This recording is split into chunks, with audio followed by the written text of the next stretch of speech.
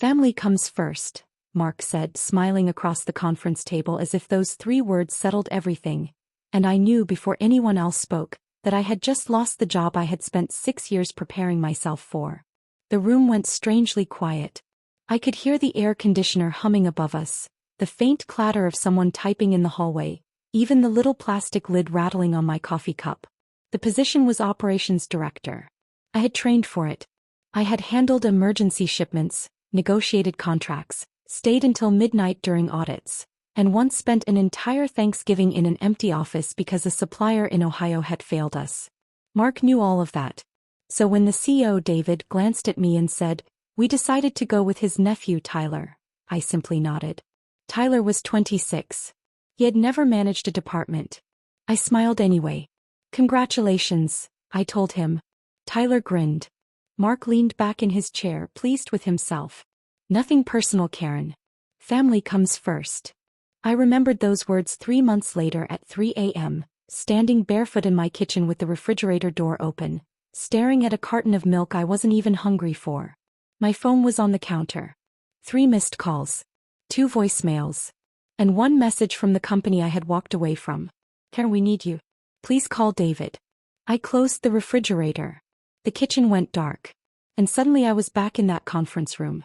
For 3 months I had tried not to think about Mark. I told myself I didn't care.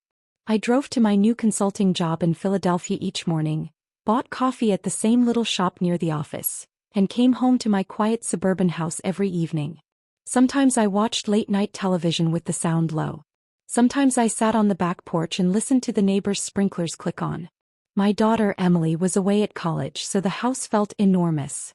One Saturday I went to watch my nephew's Little League game, and a father behind me complained about a coach who kept playing his own son. "That's how it works," he said. "Some people always put family first." I nearly laughed. Instead I stared at the baseball diamond and remembered Tyler's first week. He arrived late on Monday. On Tuesday he asked me how to approve a purchase order. By Friday he had accidentally sent a confidential pricing sheet to one of our competitors.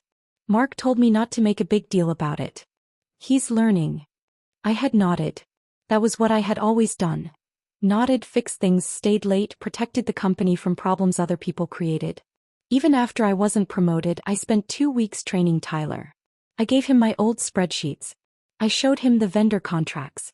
I explained which clients demanded phone calls instead of emails and which suppliers would promise anything if he didn't read the fine print.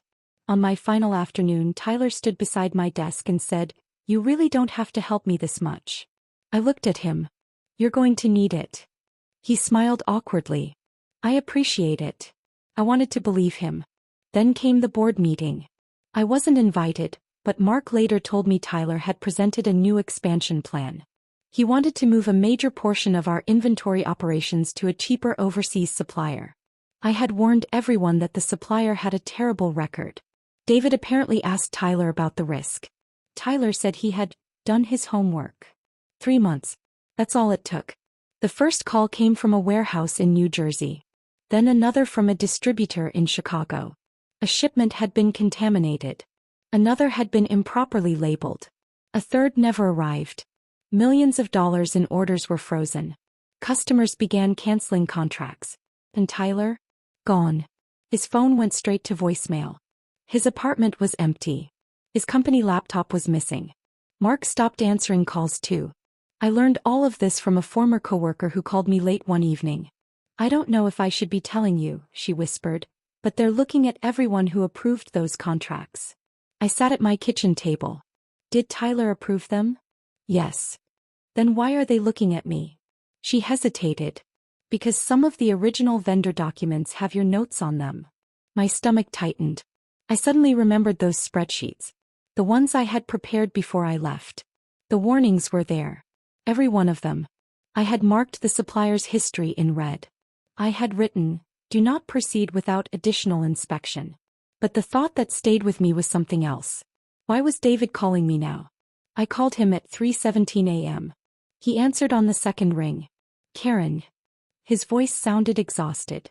"Yes." There was silence. Then he said, "We made a mistake." I almost smiled. "You did. We need you back." I looked toward the dark window. No. Another silence. We'll give you the director position. I closed my eyes. The twist came when he added, and there's something else. We found the board documents. What documents? The ones you submitted before the hiring decision. I remembered them. I had given David a risk assessment outlining exactly what would happen if inexperienced leadership took over our supply chain. He had thanked me for it. Then he had hired Tyler anyway. David continued quietly. You weren't passed over because Tyler was better qualified. I know. No. You don't understand. Mark told the board that you were planning to leave anyway. He said you weren't committed to the company. I sat completely still. He lied. Yes. That was when something inside me finally went quiet. Not broken. Quiet. For months, I had wondered whether I wasn't good enough. Whether I had been too trusting. Whether I should have fought harder. But the truth was simpler. I had been competent in a room where someone else had influence. And I had mistaken their decision for a judgment of my worth. David offered me more money. I asked for something else instead. I'll come back as a consultant, I said. 6 months.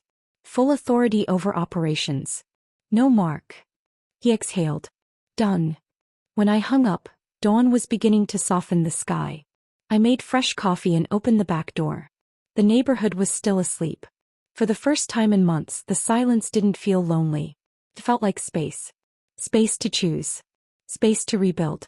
I thought about that conference room, Tyler's grin, Mark's voice saying, family comes first. He had believed family gave him the right to choose someone else.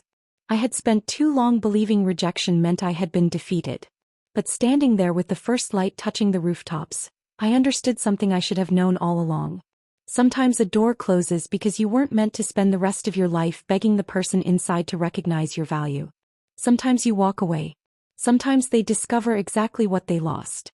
And sometimes when they call you back, you answer on your own terms. If this story touched your heart, made you angry, or reminded you of a time someone underestimated your worth, please take a moment to like this video and subscribe to the channel. Your support means more than you know. Thank you for listening, staying until the end, and being part of our story family.